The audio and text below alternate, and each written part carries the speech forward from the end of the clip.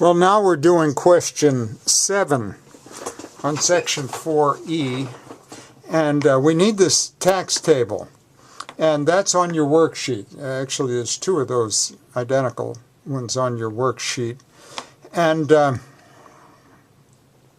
they have the tax you pay relative to the you pay 10% on the first $8,350.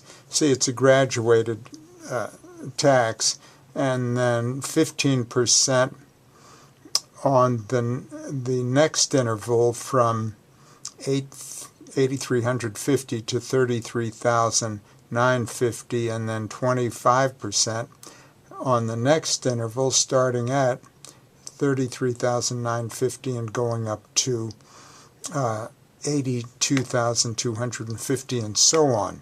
Also, every person gets a standard deduction if you're single of $5,700 and a personal exemption of $3,650. That's for that particular tax year. And so let's get started with it. So we have Abby and Catherine, and both made a before-tax income of, I'll write it down right here, $66,490. That was before the deductions were made. Okay, after deductions, their income was, so we'll subtract the $5,700 and the $3,650 from that figure, and we get an after deduction and exemption income of $57,140.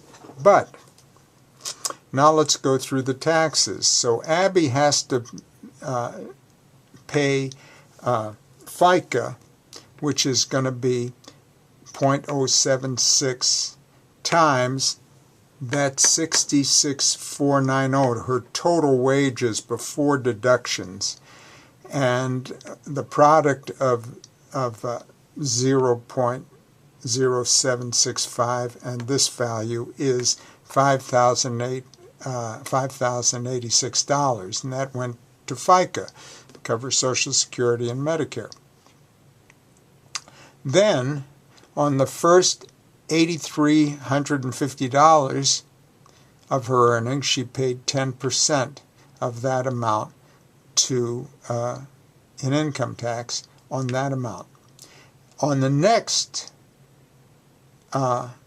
interval, so you take $8,350, subtract that from $33,950, and multiply that by 0.15, and that amount is going to be, that product is $3,840. As a matter of fact, let me take a break here and show you how that was computed.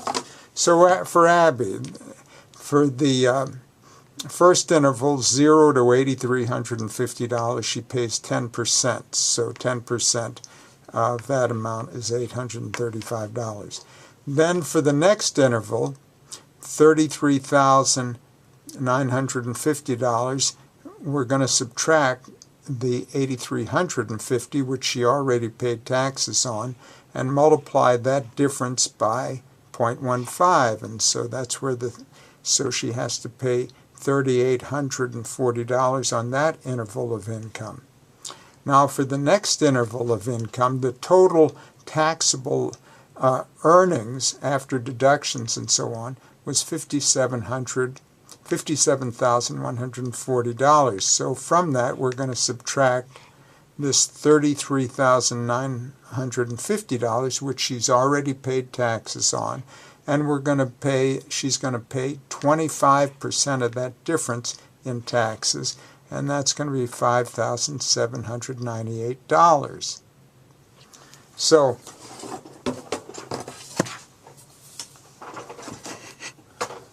that's where these figures came from, and we add them up. The total tax she's going to pay for that year is $15,559. Now Catherine, all her money was from dividends and long-term capital gains, so she doesn't pay any FICA on that money. None of that money she received was wages.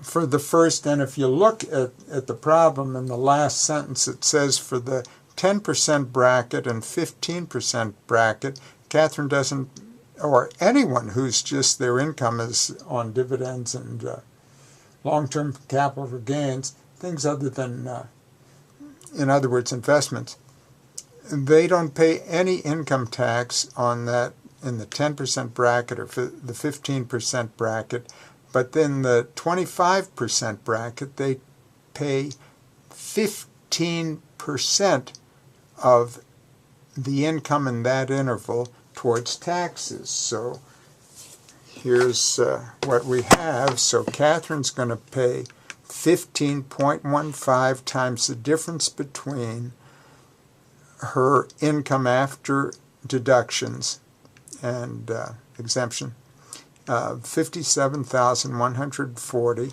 and from that we're going to subtract 33,950. She's going to pay 15% on that difference, and that product will be 3,479. So she's going to,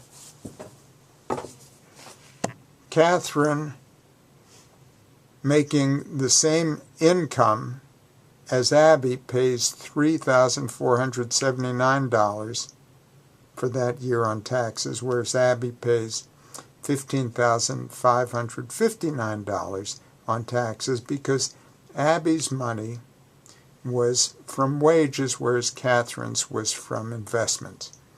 And so the answer is B. Selection is B.